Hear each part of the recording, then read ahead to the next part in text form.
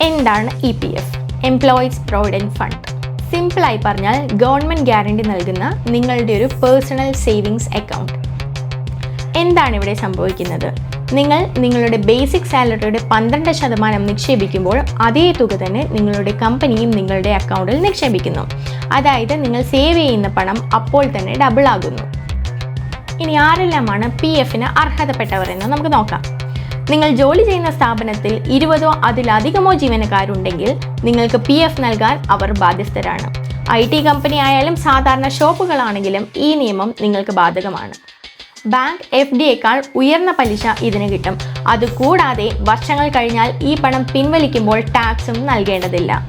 ചുരുക്കത്തിൽ നിങ്ങളുടെ ഭാവി സുരക്ഷിതമാക്കാനുള്ള ഏറ്റവും നല്ല വഴിയാണിത്. ചുരുക്കത്തിൽ ഇന്ന് നിങ്ങളുടെ ശമ്പളത്തിൽ നിന്ന് കുറയുന്ന ഓരോ രൂപയും നാളെ ലക്ഷങ്ങളായി നിങ്ങളുടെ കയ്യിൽ തന്നെ തിരിച്ചെത്തും. അതുകൊണ്ട് സാലറി സ്ലിപ്പിലെ PF കട്ടിംഗ് കണ്ട് ഇനി വിഷമിക്കേണ്ട.